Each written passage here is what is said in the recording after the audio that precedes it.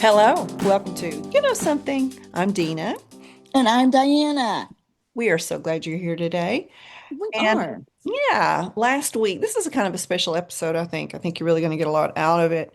Last week, our 8/21/2025 episode. If you're listening in the future, go back to August of 2025. You don't really have to listen to it at first. It's not like a cliffhanger. Preliminary. Yeah. But we talked about fall reset, which is kind of the catchphrase all the kids are using these days. And it's embracing fall and using it as a time to make positive changes and start fresh again, which you kind of normally associate with spring, but we're doing it in fall too. And why not? And we talked about resetting your home, your fashion, and even your attitude. And I really enjoyed that episode. I think it helped me just to air my feelings because I'm not a fall girly.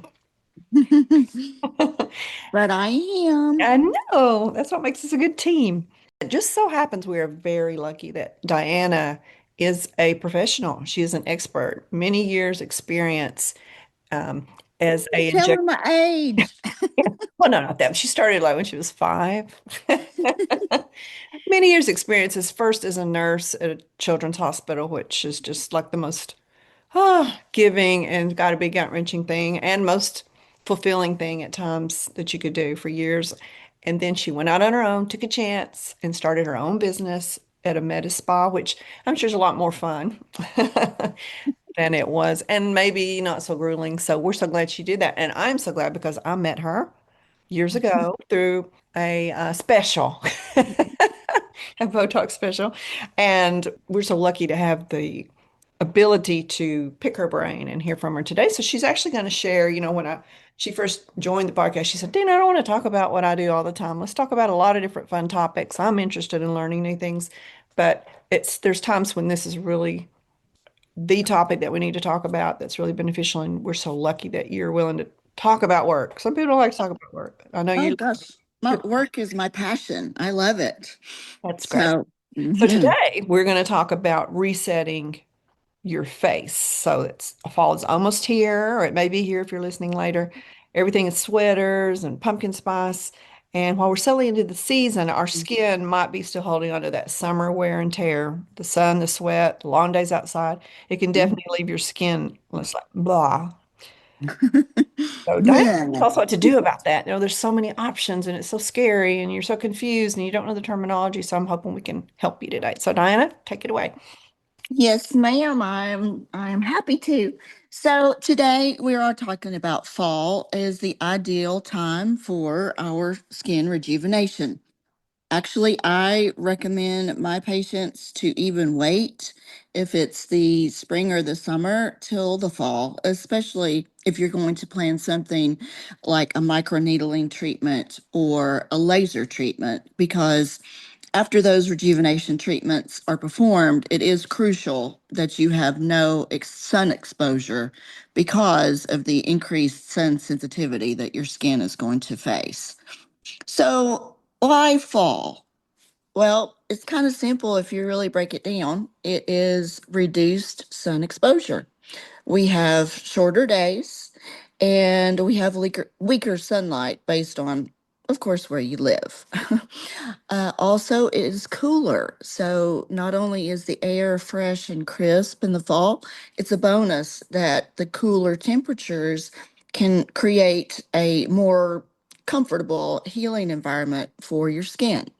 And then also, as we fall into fall, and we are always looking forward up to the next spring that we're going to come upon, where we want to look fresh and beautiful. So the treatments performed in the fall actually allow our skin ample time for the skin healing and your results to become evident. So let's dive in, if you will, with me to what the different options are. Because as Dina had just referenced, there is now a multitude of different, goodness, lotions and potions. And have you been to any place, Dina, where you walked in and you were almost paralyzed because there was so many options? Yes. Definitely. And Yeah. there's always, this is the thing you really need. And then next week, no, this is what you really need. You don't need that. I'm just like, what? Am I supposed to Yes. use 10 bottles of something every night and every morning? And that is confusing, especially if you don't have the knowledge that that you're armed with before you go into a place like that, because it can be paralyzing. It can also be, I guess, the paralyzation comes from intimidation because we don't know and we don't understand. So I'd like to break a little bit of that down today. So we are removing a layer or layers of the skin as we rejuvenate it. Sounds like an oxymoron, but really, if you think of the life of your skin, it does do its service and then it is sloughed off. So how are ways that we can, do that different? So first of all, there's chemical peels. Again, this is a basic that I would highly recommend to anyone who has never done anything for your face. If you're kind of feeling like Dina said, it's blah, means it's dull and it doesn't have any luminosity or glow about it. Chemical peels can do a basic skin sloughing so that, again, you still can address your sun damage. Uh, Again, the brightness of the skin, you can see a gentle sloughing of the skin after the next couple of days. And there are different peels. You have everything from, all of you have heard of glycolic acid, salicylic acid, and then, of course, lactic acid. Well, what's the common denominator in all three of those? It's an acid. I know. Dana, calling on you. Yeah. So, obviously we think of an acid as something abrasive, and there are pretty non-aggressive ones that I start with on my patients. And then we move up over time to a more aggressive one if that's what our skin calls for. But I love getting into it and having the patient have a great experience, meaning not a lot of downtime, not a lot of burning or uncomfortableness while the peel is going on. Also, if you have never had a peel before, you need to make sure that you learn what to do after the peel. It's called post care, which means after procedure. And so that's very important that the skin gets what it needs. And whoever is doing your treatment is very skilled at helping with what type of skin do you have. That's extremely important to know. Are you dry? Are you normal?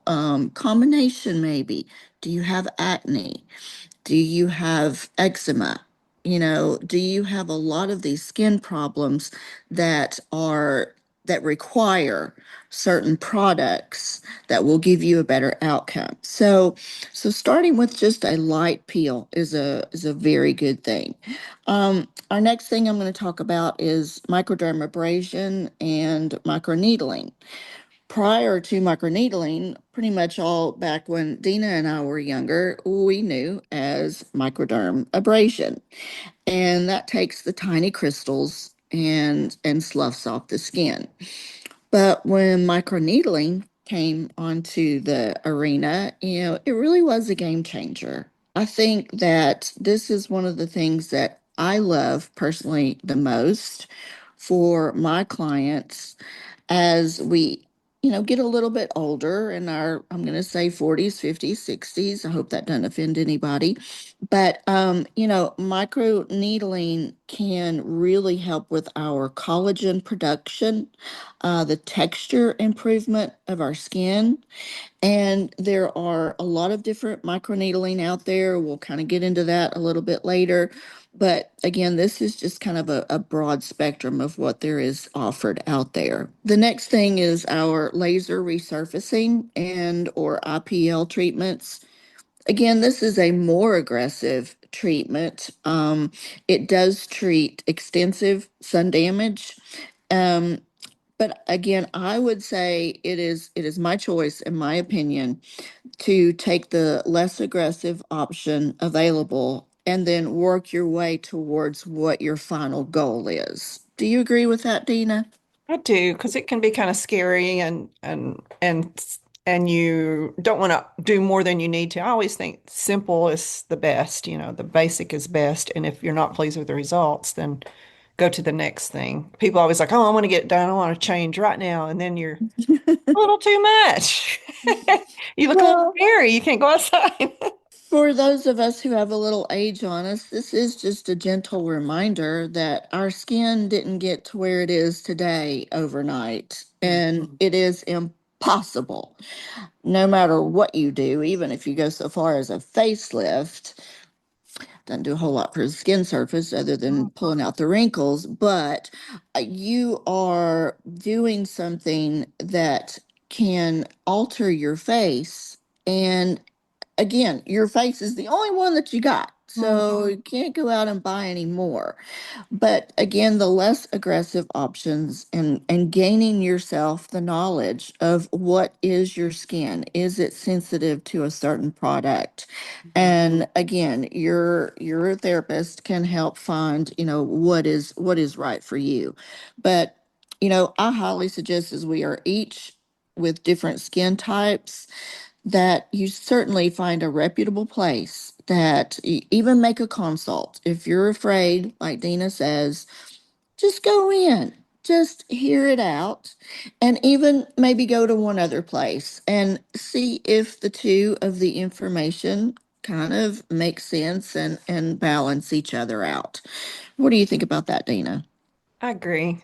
I agree. I think people maybe have a tendency to shop convenience and price rather than experience. And I mean, like you said, this is your only face. You can go get cheap toilet paper now and then, but this is your face. And I've seen horrible things, online where I mean, people put things on their face that should not be on their face, and it's raw and it's scars and it's just really scary. So It is, and we all want to look good and just know that you can without going to measures that are beyond what your comprehensive, education is, meaning you're trusting the person that's actually selling that to you to be honest with you about your face and what your needs are. So, I think I would be hopefully, prefer to get somebody who starts me out small like you do, rather than say, well, let's go for it. Let's do this is the most expensive now, but it'll really get your face, whereas you would say, well, let's try this first and see if you're happy. Because you might be happy with the mildest form. You don't know what it'll do. You everybody's happy is a different level. So, can we're always we're do more, sitting. but you can't undo it. You've heard me say that too much. So let's start with some basics with our education. Number one, we said know your skin type. Perfect.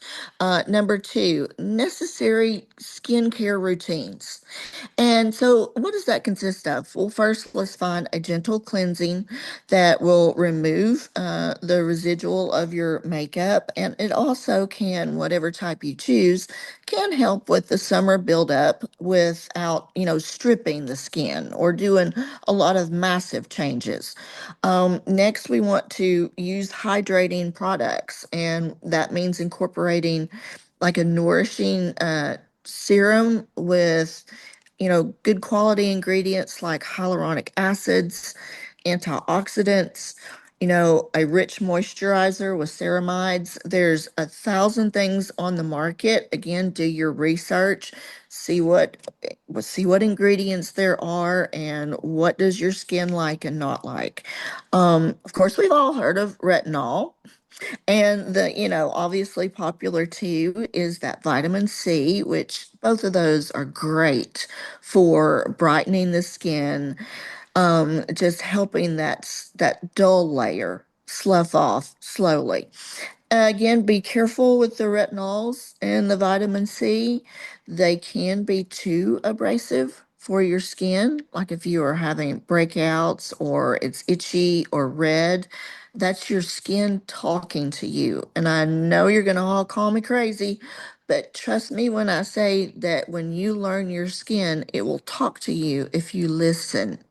Hmm. And listening helps you prevent a lot of things in the future. So if you try your retinol and it's too aggressive for you, you can either do instead of every night, maybe do twice a week, or you can also cut that with your moisturizer. What do I mean by that? You put a pump of your retinol, you take your moisturizer and you mix it in the palm of your hand, then you put it on your face. It's Oh, a that's a little, good idea. Yeah. yeah, it's a little less aggressive, but hey, we're still getting to the stop sign eventually, right? Right. Caution, caution.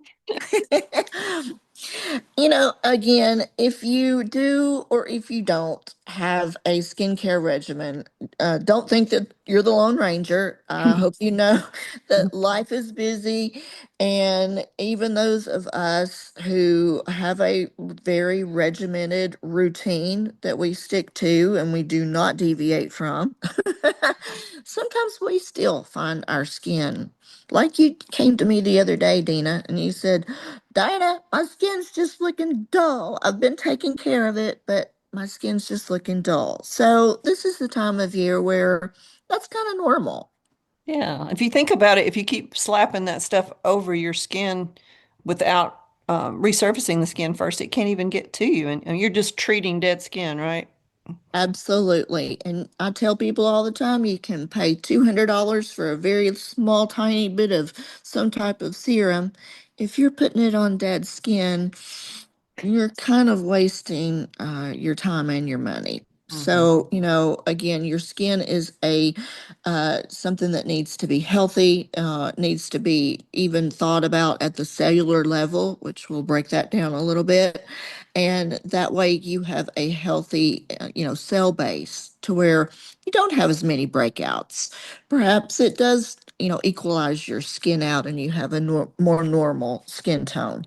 But again, life gets busy. So I am at minimum, ladies, let's wash our face at night or have at least those cleansing wipes that you can get everywhere by the side of your bed. And if you've fallen in bed half asleep, you realize you haven't washed your face, that is a very handy little tool to help, remove your makeup and clean your face at the same time. Yeah, you were talking Do about listening to your skin. My skin's always like, Dina, don't go to sleep with makeup on. I'm like, I'm too tired. But yeah, if you keep it on your nightstand, if you can just reach over and kind of grab it, that's not great, but it's better than the alternative of grinding. Yes. But And you know what? people don't I'll realize take that makes it. your pores bigger, right? When you go to sleep in Correct. makeup and Yes. big pores makes you look older, I think. That is correct. Absolutely. And one of the last things for just our basics is, of course, our sun protection. There's not a lot of things in this world that we can control. We can't control the environment and all of the bad things that we breathe and that we're exposed to, but you can control your amount of sun exposure if you put your mind to it. I have sunscreen in my bathroom, my husband's side. I have it in my car. I have it in my purse. I have it at work. I pretty much have it. We have it in our golf bags. We have it everywhere. And, make sure you, if nothing else, please dedicate yourself to that because skin cancer is real. Yeah, I put sunblock on my face every day, even if I'm not going to put on makeup, and even if I'm not going to leave the house, and even if it's cloudy outside. It's just like my routine. If I don't do anything else, that sunblock on my face goes, sunscreen on my. Then that makes me happy. Yay! So let's talk about how does the skin rejuvenate itself. So this happens by stimulating our body's natural healing and rejuvenation process. And so again, as we talked, this involves replacing old, damaged skin and cells with new ones. So everybody likes something new, right? Yeah. Even ourselves. So when also, skin rejuvenation increases our collagen and elastin production.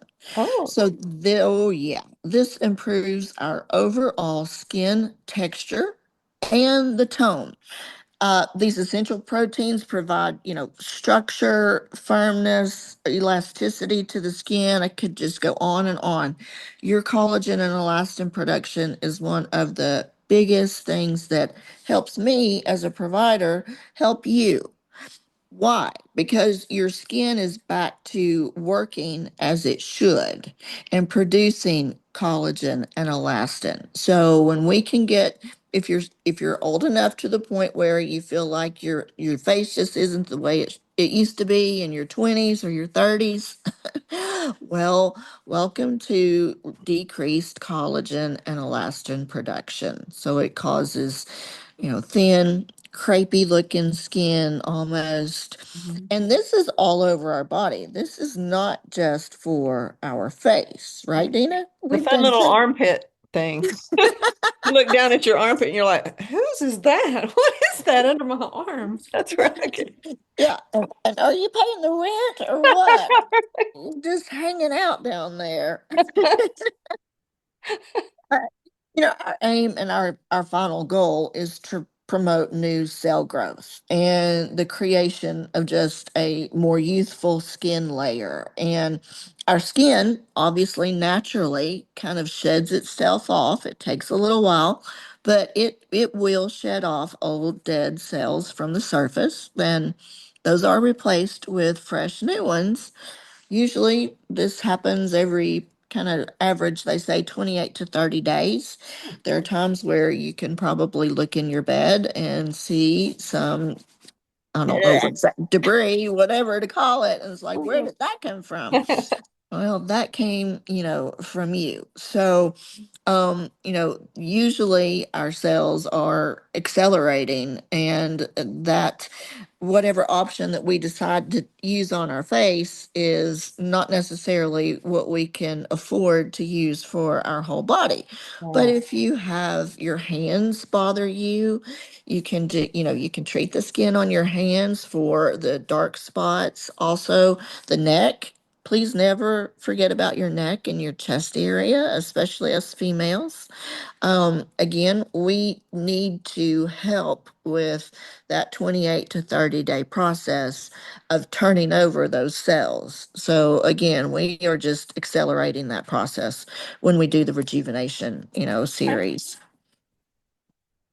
As far as, for cosmetic, this is a little more aggressive treatments for rejuvenation. These intentionally damage the skin in a controlled way to trigger a more robust healing response.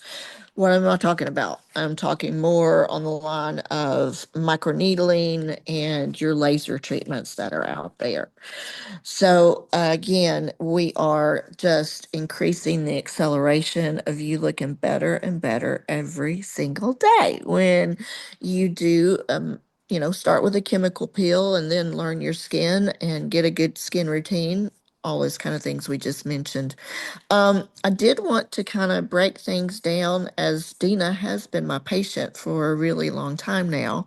Mhm. So she has given permission for me to ask her questions and give information about treatment, options that we've chose for her.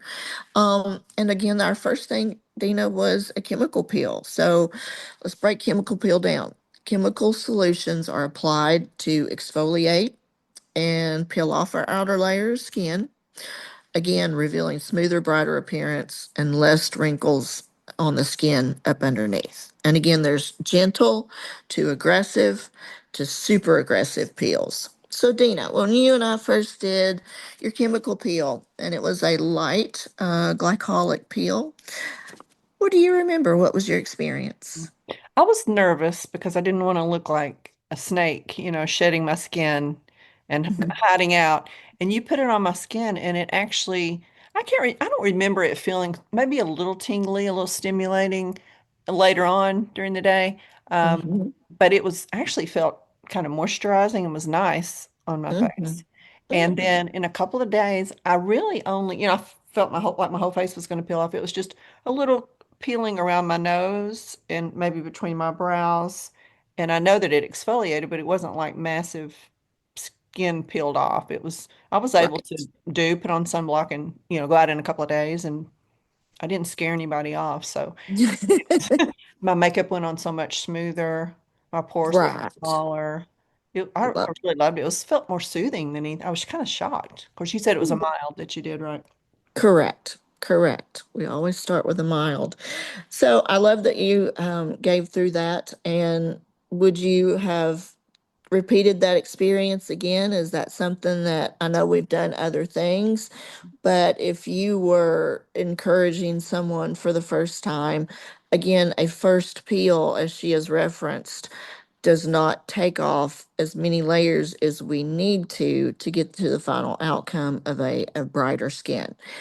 Again, a less aggressive peel is going to help get off that top part, but the more chemical peels that we did began to get a little more aggressive. We don't get too aggressive, but Dina, would you encourage people to do a chemical peel? I absolutely would, and I think that's a great place to start, like you said, because the word peel and chemicals, they might should rename it because chemical and peel is kind of scary. But I would just encourage you to, I mean, everybody's skin's different, and maybe do a little test or whatever, do some research. But it was just a pleasant, very satisfying experience with results. So yeah, I think that's a great place to start myself. Awesome. So our next thing we're going to talk about is microneedling. Let's break that down. Those are tiny needles that create, again, the controlled micro injuries, which triggers your skin's healing response and boosts your collagen and elastin. So our chemical peel doesn't get down that low. It doesn't have the ability to penetrate at the depth as a microneedling. Again, people hear needling. Well, that means Ouch. needles, which totally scares people off. But once we've done a treatment, obviously we numb the face, and it's not something I would want to do all day, but I can endure that just on my face, neck, and chest in order to be able to just have a more radiant and glowy look. And that is what you will get with microneedling. Mhm. Microneedling's come a long way. So Dina, let's go back to a few years ago when we did the microneedling for you with the pen and your experience with that. Is that what I call the devil's wand? It is. That was just a Yes. joke, really. I was hoping you wouldn't say that, but To get yeah. it out. Well, No, it's cool. Be honest. I want you to be okay. honest.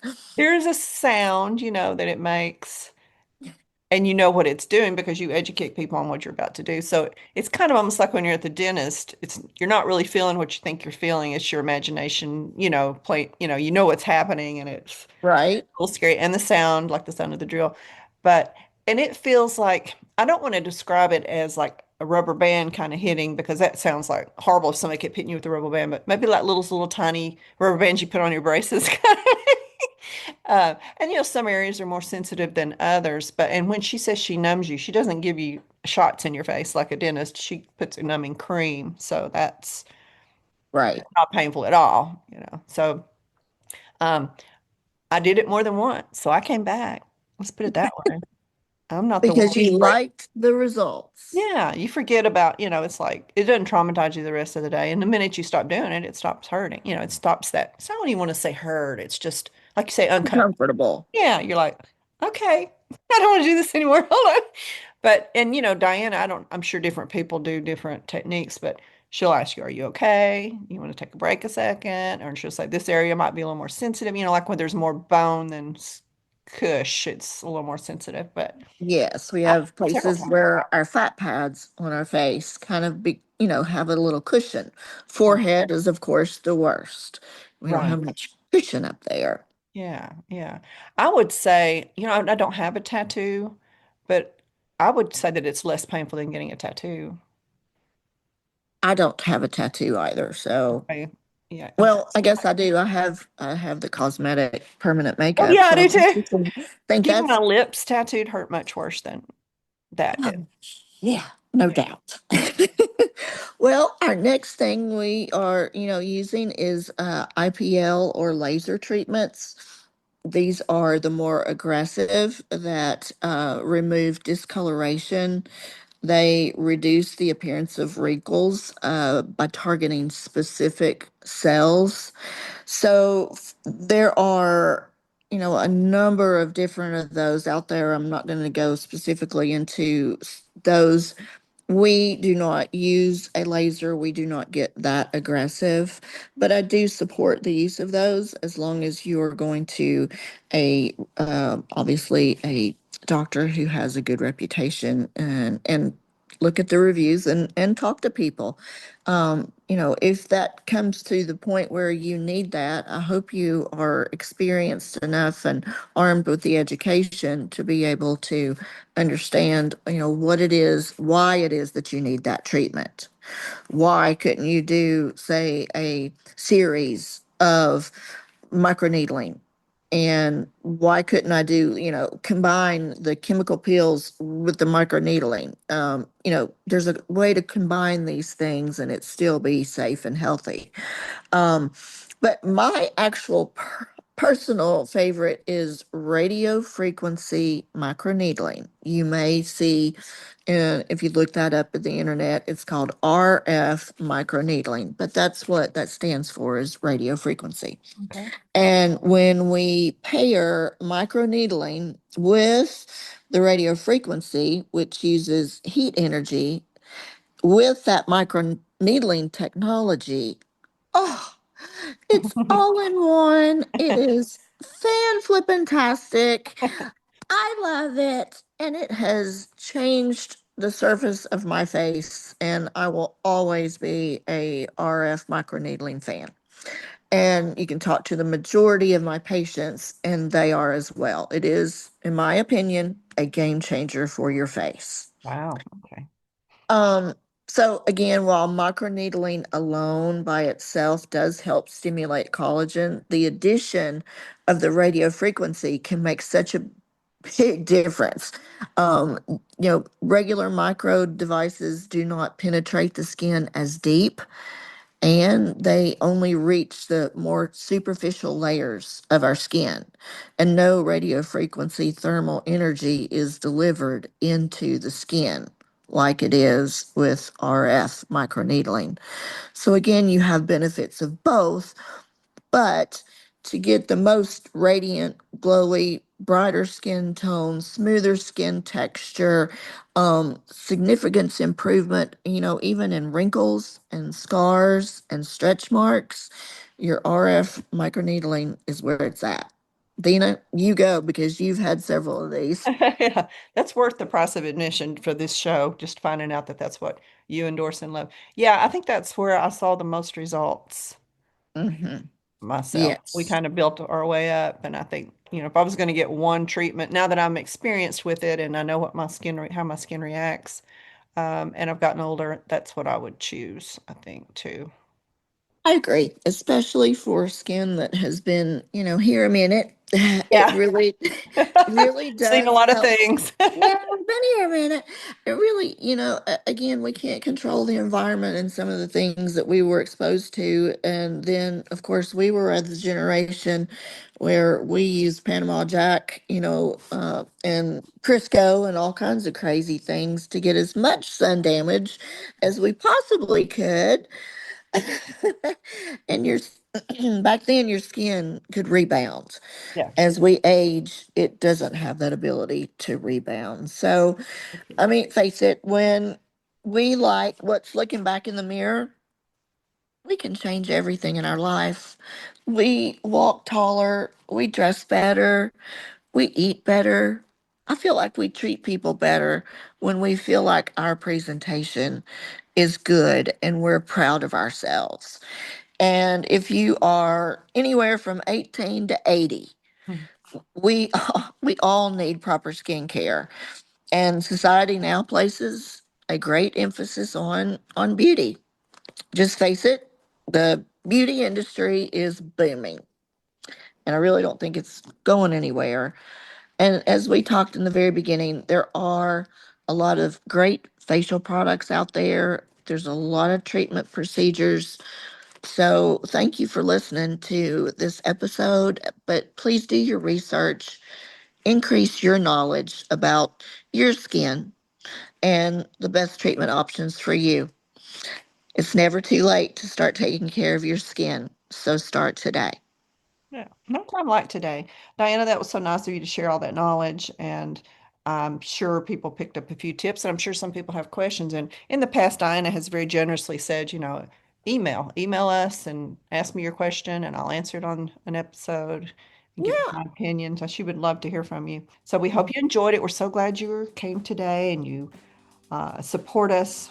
We love all you guys. And if you enjoyed this episode or learned anything, give us a follow or a review, leave us a rating, and share it with a friend. There may be a friend who doesn't listen to podcasts that you can say, here, listen to this one. If you don't listen to any other episodes, listen to this one. Do that. It really helps us grow, and we can continue to bring you more conversations like Yeah. yeah. And then Sunday we will have another Giggles and Gratitude where we talk about our week, and Dinah does great devotions and inspirations for you.